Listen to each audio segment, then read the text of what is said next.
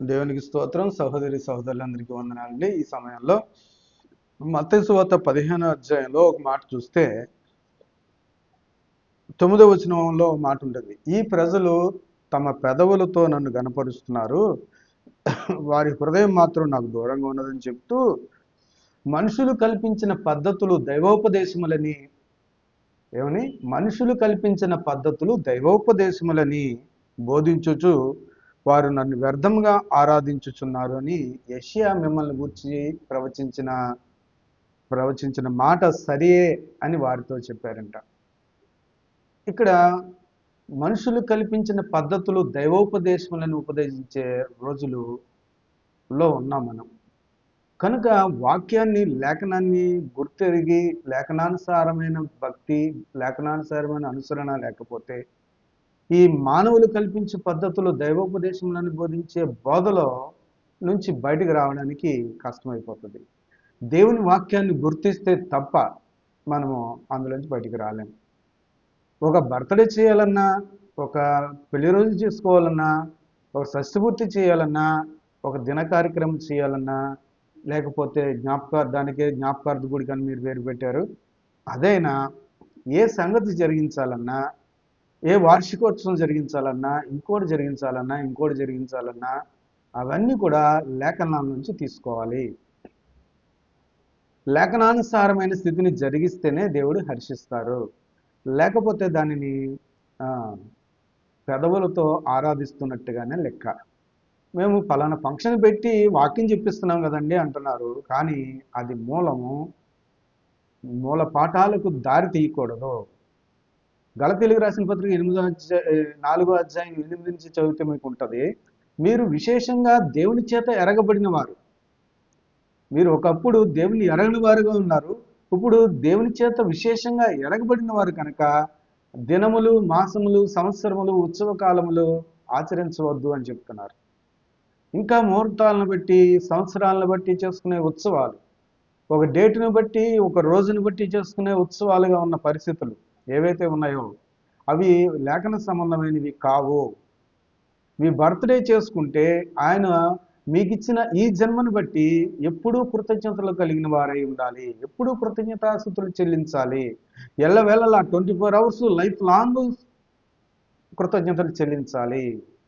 మీ marriage day గురించి చూస్తే మీ భార్యాభర్తల సంబంధంలో ఒక శ్రేష్టమైన ఆలోచన, శ్రేష్టమైన ఉద్దేశం లేకుండా, కీచులాటలు లేకుండా, గుద్దులాటలు లేకుండా, లేకపోతే వ్యతిరేకమైన ఆలోచన లేకుండా, ఏకభావం, ఏకతాత్పర్యం కలిగి దేవుని లేఖనాలను అనుసరించిన జీవితమే ఆయనకి ఇష్టమైంది. కానీ మీరు సెలబ్రేట్ చేసుకుంటున్న ఆ ఫంక్షన్ అంతా కూడా వ్యర్థమే. కనుక అవన్నీ కూడా మీ మనసుకు నచ్చి మీరు ఖర్చు పెట్టుకుంటున్నారే తప్ప ప్రయోజనమేమీ లేదు. కనుక అందుకని అంటున్నాడు, మానవులు కల్పించిన పద్ధతులు దైవోపదేశములను బోధిస్తున్నారు. ఇంకా అనేకమైనవి దొర్లుతున్నాయి. ఇంకా అనేకమైన ఆచారాలు బోధలోకి వచ్చేసాయి. లోకమంతా తీసుకొచ్చి సమాజంలో పెట్టేశారు. సమాజాన్ని లోకంలో తీసుకెళ్ళడం మానేశారు. ఇంకా పుట్టు వెంట్రుకలు కత్తిరించే పరిస్థితి, ఇంకా చెవి కాడలు కుట్టించే పరిస్థితి, ఇంకా ఏవేవో ఆచారాలు, పిల్లలు తూకాలు వేసే పరిస్థితి, వేలం పాటలు వేసే పరిస్థితి, ఇంకా చాలా జరిగిపోతున్నాయి. కనుక ఇవన్నీ కూడా మానవులు కల్పించుకున్న పద్ధతులు, అవి దైవోపదేశములను బోధిస్తున్నారు. జాగ్రత్త, ఏది చేసినా లేఖనాన్ని మించి దాటిపోకుండా చూసుకోమని చెప్తున్నారు. నాతో సమకూర్చబడిన వాడు నాకు విరోధి అని చెప్తున్నాడు. ఆయనతో సమకూర్చబడకపోతే నాకు విరోధంగా మీరు ఉన్నారు అంటారు.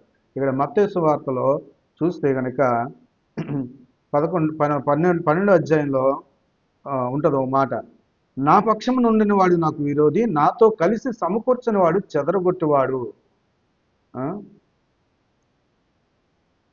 నాతో కలిసి సమకూర్చకపోతే నాకు విరోధి అని చెప్తున్నారు. కనుక చూసుకోవాల్సిన అవసరం ఉంది. అందుకని మీ పైన ఉన్నవారు, నాయకులైన వారైనా సరే, ఎవరైనా సరే, లేఖనాన్ని అనుసరించి ఏది చేయకపోయినా తప్పే అవుతుంది. కనుక లేఖనాన్ని మించి ఏది చేసుకున్నా అది వ్యర్థమే. కనుక ఏంటి ఆ సంతోషం కూడా లేదా అంటే, సంతోషం అనేది ఎలాగంటే ఆత్మ నియమాన్ని బట్టి, దేవుని యొక్క నియమం పాటించినప్పుడు కలిగే సంతోషం, ఆత్మ సంతోషం. ఆత్మఫలాల్లో సంతోషం ఉంది కదండి అది. ఆ సంతోషం ఏంటంటే సమాధానము, సంతోషము, ప్రేమ ఇవన్నీ ఉన్నాయి, ఆత్మఫలాలు ఉన్నాయి కదా. అవేంటంటే దేవునితో సమాధానం కలిగి ఉండడమే మీకు సంతోషం. అవునండి. దేవునితో సమాధానం కలిగి ఉంటే ఇంట్లో మనుషులతో కూడా సమాధానం కలిగి ఉండగలుగుతాం. ఆ? దేవునితోనే సమాధానం లేదు. ఆయన ఆలోచనకి మన ఆలోచనకి సరిపడట్లా. ఆయన ఆలోచన వేరుగా ఉంది, మన ఆలోచన వేరుగా ఉంది. అందుకే ఆయనే సమాధానపరచడానికే నరుడైన ఈ మానవుడి కోసం ఆయన రావాల్సి వచ్చింది. ఆయన సంగతులు తెలిసిన వాడు, ఆ పరలోకంలో ఉన్న దేవుని సంగతులు తెలిసిన వాడే మనకొచ్చి చెప్పాలి కనుక ఆయనే భూమికి అవతరించిన ఒక అవతారంగా, యేసు క్రీస్తుగా, మధ్యవర్తిగా, నరావతారిగా, మనుషులకు దేవునికి మధ్యన మధ్యవర్తి ఒక్కడే, ఆయనే నరుడైన యేసుక్రీస్తు అని రాయబడి ఉన్నది. కనుక ఆయన చెప్పిన సంగతులు ఏమీ చేయకుండా ఉంటే, మనుషుల పారంపర్యాచారం చొప్పున జరిగించుకుంటూ ఉంటే ఏవైనా, అవన్నీ కూడా తప్పే అవుతాయి. ఎలా జరిగించుకోవాలో తెలియాలి. ఎలా జరిగించుకుంటే దేవుడు హర్షిస్తాడో కూడా తెలియాలి. దానిని బట్టి నన్ను నడుచుకోవాలి తప్ప మన ఆలోచన బట్టి మనం వెళ్తే కనుక అవన్నీ కూడా లోక సంబంధమైన, భౌతిక సంబంధమైన విషయాలుగానే కనబడుతూ ఉంటాయి. అందువల్ల శ్రేష్టమైన ఆలోచనకి వెళ్ళినాడే ఆత్మ సంబంధి. దేవుని ఆత్మచేత ఎందరు నడిపించబడతారో వారందరూ దేవుని కుమారులు అనబడుదురు అని రాయబడి ఉన్నది. దేవుని ఆత్మచేత నడిపింపబడిన వారు దేవుని కుమారులు. వారు లోక సంబంధమైన ఆచార వ్యవహారాలు, మూలపాఠాల్లోకి వెళ్ళరు, మూలపాఠాలు పాటించరు. ఎవరు తిట్టినా, ఎవరు నిందించినా, ఎవరు ఏమనుకున్నా వీళ్ళందరికీ వాక్యం తెలియదు కాబట్టి, దేవుని మాట తెలియదు కాబట్టి లోకస్తులు ఏమైనా మనం అనుకోవచ్చు. వారిని మనం క్షమించాలి, తర్వాత వారికి తెలియాలని ప్రార్థన చేయాలి. అయితే వాక్యం తెలిసిన వారి గురించి నేను మాట్లాడుతున్నాను. వాక్యంలో ఉన్నవారి గురించే మాట్లాడుతున్నాను, బయట వారి గురించి కాదు. బయట వారి గురించి కాదు, లేఖనాల్లో ఉన్నవారి గురించి నేను మాట్లాడుతున్నాను. దయచేసి లేఖనాన్ని గమనించండి, లేఖనాన్ని గుర్తెరగండి, సత్యం గ్రహించండి. సత్యం మిమ్మల్ని స్వతంత్రుల్ని చేస్తుంది. సత్యం మిమ్మల్ని దాసీలుగా ఉంచదు, దాసత్వంలో ఉంచదు, ఒకళ్ళు దాసులుగా ఉంచదు. సత్యం మిమ్మల్ని స్వతంత్రులను చేస్తుంది. స్వతంత్రులు అవుతారు మీరు. స్వతంత్రులు అవుతారు.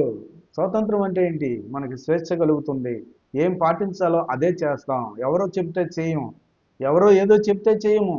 ఏదో ఆచరించారు కదా అని చెప్పి వాళ్ళ ఆలోచనలు చొప్పున చేయను, వాళ్ళ ఆలోచన చొప్పున నేను నడవను. నా దైవ ఆలోచనను బట్టి దేవుడు ఏం చెప్పాడో అది మాత్రమే చేయడానికి సిద్ధపడి ఉండగలుగుతాం మనం. ఆ బలం దేవుడు ఇస్తాడు. ఎందుకంటే బలవంతుడైన దేవుడు, నిత్యుడగు తండ్రి, సమాధానమునకు అధిపతి అయిన దేవుడిని కలిగి ఉన్నాం. బలవంతుడైన దేవుడు ఏంటి? శారీరక దృఢత్వమా? ఆత్మలో బలం పొందించేవాడు బలవంతుడైన దేవుడు, నిత్యుడగు తండ్రి, నిత్యం ఉండేవాడు నాటమైన వాడు. మనం యుగ యుగాలు ఆయనతో ఉండవలసిన అవసరం ఉంది. ఇక్కడే కాదు, బ్రతుకున్నప్పుడే కాదు, ప్రాణం పోయిన తర్వాత ఆత్మ వెళ్ళి ఆయన దగ్గర యుగ యుగాలు జీవించాల్సిన అవసరం ఉంది కనుక నిత్యుడగు తండ్రి కలిగి ఉన్నాం మనం. ఆయనని ఎప్పుడు కలిగి ఉండాలి, ఇప్పుడు కలిగి ఉండాలి, అప్పుడు కలిగి ఉండాలి. అందుకే మనము సహోదరులుగా ఉన్నప్పుడు ఇక్కడ కలిసి ఉంటాము, ఆ పైన కలిసి ఉంటాం. కాబట్టి ఈ రక్త సంబంధం చాలా ప్రాముఖ్యమైనదని చెప్తున్నారు దేవుడు. ఈ బంధము కొనసాగించాలంటే ఒకరినొకరు పురుగులుపుకోవాలి, ఒకరినొకరు బలపరుచుకోవాలి, స్థిరపరచుకోవాలి, హెచ్చరించుకోవాలి, బోధించుకోవాలి, గద్దించుకోవాలి. తను తాను బోధించుకోవాలి, తను తాను బుద్ధి చెప్పుకోవాలి, తను తాను గద్దించుకోవాలి లేఖనాన్ని బట్టి. అప్పుడే శ్రేష్టమైన ఆలోచనకు వెళ్ళి పరలోక రాజ్యానికి వారసులు అవుతాం. అందువల్ల మానవులు కల్పించే పద్ధతులు దైవోపదేశములను బోధించుతున్న ఈ కాలాన్ని బట్టి మనము ఏది దైవోపదేశము, ఏది మానవ కల్పితమో తెలుసుకోవడానికి కావాల్సిన జ్ఞానం కావాలని దేవుని ప్రార్థన చేద్దాం. అలా చేసుకున్నప్పుడు మీరు దేవుని సంబంధిగా ఎదగడానికి దేవుడు కృప చూపుతున్నాడు. ఈ మాటలు దేవుడు దీవించును గాక.